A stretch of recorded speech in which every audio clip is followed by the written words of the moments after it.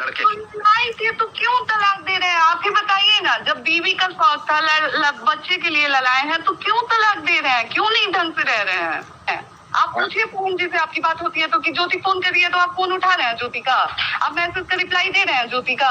आप पूछिए खुद, आपकी बात होती है ना, आप पवन जी से एक बार पूछिए कि आप ज्योति के फोन का रिप्लाई, फोन उठा रहे हैं, ज्योति के मैसेज का कॉल उठा रहे हैं। आप ना, मेरे साथ मेरा पति है, ना ससुराल है, ना कुछ है, ना कोई घर परिवार है।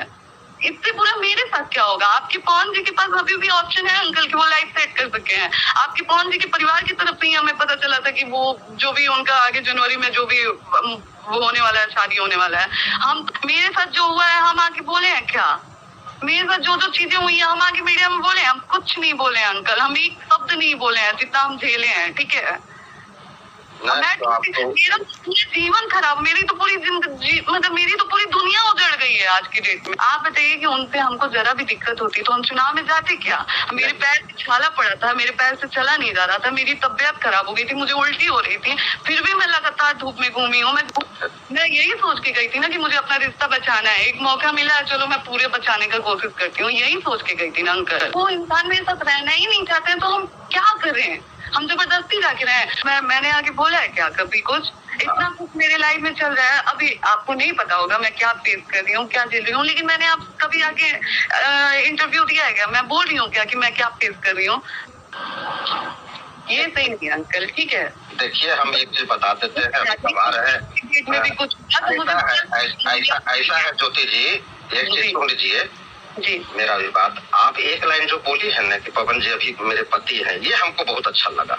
और आप पति का बुराई कोई करेगा कि जैसे हमको नहीं अच्छा लगता है, आपको भी अच्छा नहीं लगना चाहिए। बिल्कुल नहीं लगेगा अंकल, मुझे नहीं लगता है।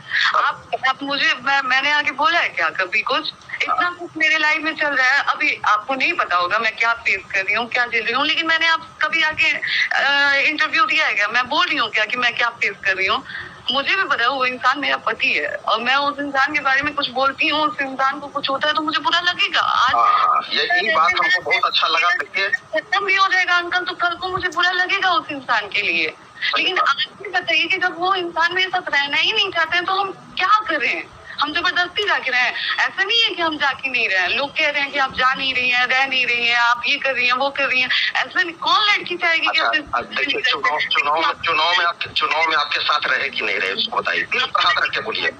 आप बताइए कि उनसे हमको जरा भी दिक्कत होती तो हम चुनाव में जाते क्या? मेरे पैर में छाला पड़ा था, मेरे पैर से चला नहीं जा रहा था, मेरी तबीयत खराब हो गई थी, मुझे उल्टी हो रही थी, फिर भी मैं लगातार धूप में घूमी हूँ। मैं घूमी नहीं हूँ, ये तो बहुत अच्छा काम किया है। नहीं होता, मैं उस इंसान के लिए इतना क्यों करती? सही बात है। मैं यही सोच के गई थी ना कि मुझे अपना रिश्ता बचाना है, एक मौका मिला है, चलो मैं पूरे बचाने का कोशिश करती हूँ, यही सोच के गई थी ना अंकल। तो आप बताइए, इतना होने के बावजूद मेरे पापा की तबीयत और आप इस तरीके से बात करेंगे? अच्छा, आपको ये, आप जब ये बात तो समझते होंगे कि पवन जी कितने टूटे हुए हैं भीतर से। बिल्कुल, हाँ समझती हूँ। हाँ, उनका भी थोड़ा सा समझिए। आप बताइए, देखिए वो लोग पब्लिक में ये नहीं दिखाएंगे कि हम टूटे हुए हैं। लाचारी है उनके पास। मेरे साथ जो हुआ है हम आके बोले हैं क्या? मेरे साथ जो जो चीजें हुई है हम आके मीडिया में बोले? हम कुछ नहीं बोले अंकल, हम एक शब्द नहीं बोले हैं जितना हम झेले हैं, ठीक है? मेरा पूरा जीवन खराब, मेरी तो पूरी जिंदगी, मतलब मेरी तो पूरी दुनिया उजड़ गई है आज की डेट में। ना मेरे साथ मेरा पति है, ना ससुराल है, ना कुछ है, ना कोई घर परिवार है। इससे पूरा मेरे साथ क्या होगा? आपके पवन जी के पास अभी भी ऑप्शन है अंकल कि वो लाइफ सेट कर सके हैं। आपके पवन जी के परिवार की तरफ से ही हमें पता चला था कि वो जो भी उनका आगे जनवरी में जो भी वो होने वाला है, शादी होने वाला है। हम तो अभी बैठे हुए हैं ना अंकल घर पे, हम तो लड़ रहे हैं ना चीजों से, हम तो अपने रिश्ते को बचाने के लिए लड़ रहे हैं, हम अपनी चीजों से लड़ रहे हैं, अभी भी लड़ रहे हैं, अभी भी कोशिश कर रहे हैं कि ठीक हो जाए। अब बताइए कि इस बीच आप ऐसा बाइट देंगे अंकल तो अगले के मन में या फिर दूसरे के मन में क्या आएगा? रिश्ता बनने वाला भी बिगड़ जाएगा। नहीं, तो रिश्ता तो बना, हम लोग तो इतना अच्छा बाइट दिए हैं कि रिश्ता तभी तो ज्वाइंट हुआ। बताइए, आप मेरी भावना को समझे, तभी तो दोनों रिश्ता अभी भी तो ज्वाइंट है। कहाँ बिगड़ा है रिश्ता? बबीता मिश्रा बार बार बोल रही है कि रिश्ता बिगड़ गया। ये कहाँ रिश्ता बिगड़ा है? आप उनसे धीरे से बात करिए। आप क्यों, आप अगर आपको लग रहा है कि बदतरी वाइट दे रही हैं तो आप उनसे बात करिए ना। तो अंकल हम आपसे बोल रहे हैं कि आप हम पवन जी के बारे में कुछ उल्टा बोलिए, ना ही हमने बदतरी से बोला है कभी कि आप पवन जी के बारे में उल्टा बोलिए। उनका वो लोग रिपोर्टर है, उनको जो वो लोग देख रहे हैं या फिर जो भी कर रहे हैं वो लोग अपनी तरफ से, बहुत लोग मेरे बारे में भी न्यूज बनाया जब हमारी चीजें चल रही थी। तो मैं जो ज्योति गुप्ता है उनका फैन फॉलोइंग पर उनके फैन फॉलोइंग पर जबरदस्त प्रभाव पड़ रहा है, इस चीज को मानिए। आप पत्नी हैं अंकल लोग, आप एक बात बताइए, आप रोक लेंगे? आप रोक लेंगे? उनका फैन फॉलोइंग पे असर पड़ रहा है, मेरी जीवन पे असर पड़ रहा है अंकल, आप ये क्यों नहीं समझ रहे हैं? ठीक है, अच्छी बात है। 4 लोग कम हो रहे हैं, मेरी पूरी जिंदगी बर्बाद हो रही है, आपको ये चीज क्यों नहीं दिख रहा है अंकल? अब एक बार पवन जी से बतिया लीजिए ना, दोनों साथ तो है। क्या कर रहे हैं आप? पूछिए पवन जी से, आपकी बात होती है तो कि ज्योति फोन कर रही है तो आप फोन उठा रहे हैं ज्योति का, आप मैसेज का रिप्लाई दे रहे हैं ज्योति का। आप पूछिए खुद, आपकी बात होती है ना, आप पवन जी से एक बार पूछिए कि आप ज्योति के फोन का रिप्लाई, फोन उठा रहे हैं, ज्योति के मैसेज का कॉल उठा रहे हैं। आपको नहीं पता अंकल, तो मैं बता दूं कि लास्ट टाइम लॉकडाउन में जब वो हमारे घर आए थे, उनसे मैंने बोला कि ठीक है आप ले चलिए हमें अपने साथ, तो उनका ये था कि हमको आपके साथ नहीं रहना है, हम आपको ले जाके क्या करेंगे। आप मैं क्या झेली हूँ आप जानते हैं, आप तो आके बस कैमरे के सामने बाइट दे रहे हैं, उस चीज से मुझे क्या इफेक्ट कर रहा है वो चीज आपको समझ में आ रहा है अंकल? देखिए ठीक है, हमको 2-4 दिन का समय सुनिए ना। मैं खुल के बोल रही हूँ, मैं आप पवन जी के नाम के साथ साथ मैं आपका भी नाम दूंगी, इतना याद रखिएगा। एक चीज हम बता देते हैं कि आप मुझे मेंटली टॉर्चर कर रहे हैं। नहीं, आपको हम पवन जी को बचाव करते हैं, आपके परिवार से हमको कोई ये नहीं, हम तो चाहते हैं कि दोनों साथ रहिए। पवन जी की तारीफ करिए, हमें कोई दिक्कत नहीं है, कोई दिक्कत नहीं। तारीफ नहीं, मेरे मुद्दे तक मत आइए, मेरे माँ बाप तक मत आइए, बस आपसे रिक्वेस्ट है। आप जो बार बार मेरे माँ बाप तक आ रहे हैं वो मत करिए अंकल। लड़का देखिए टूटा हुआ है ज्योति जी, पवन जी टूटे हुए हैं, इस चीज को खाली समझ अंकल मेरा जीवन बर्बाद हो गया, आप देखना ही नहीं चाहते हैं क्या? इधर से ये बबीता मिश्रा जो पहले सिंगर थी, इधर से पूरा एकदम अथी कर रही है इस बात पर।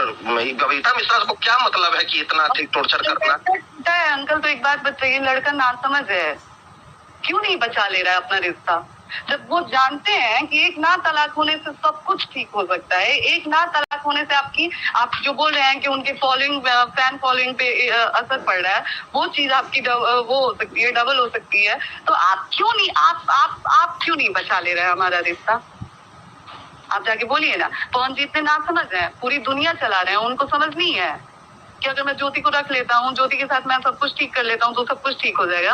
आज मैं कह रही हूँ कि मैं जाने के लिए तैयार हूँ, लेकिन आप इस चीज की गारंटी दें मुझे कि आप पवन जी को भेजेंगे इज्जत से ले जाने के लिए मुझे। मैं आज के अब भी तैयार हूँ, अब भी आएंगे, अब भी मैं जाने के लिए तैयार हूँ, लेकिन इस चीज की गारंटी दें कि वो मुझे लेने आएंगे। और अगर नहीं आएंगे अंकल तो आज के बाद आप मेरे माँ बाप के बारे में नहीं बोलेंगे। जाएंगे लेने के लिए, आइए भेजिए उनको, हम जाने के लिए तैयार हैं, हम सब कुछ छोड़ के जाएंगे। हम दोबारा इसलिए जाएंगे लेने के लिए कि उनको बहुत ललायत है अपने बेटे के पोते के लिए। पवन जी खुद ललायत है अपने लड़के की। तो क्यों तलाक दे रहे हैं आप ही बताइए ना? जब बीवी का शौक था, बच्चे के लिए ललाए हैं, तो क्यों तलाक दे रहे हैं? क्यों नहीं ढंग से रह रहे हैं? आप बस बताइए ना।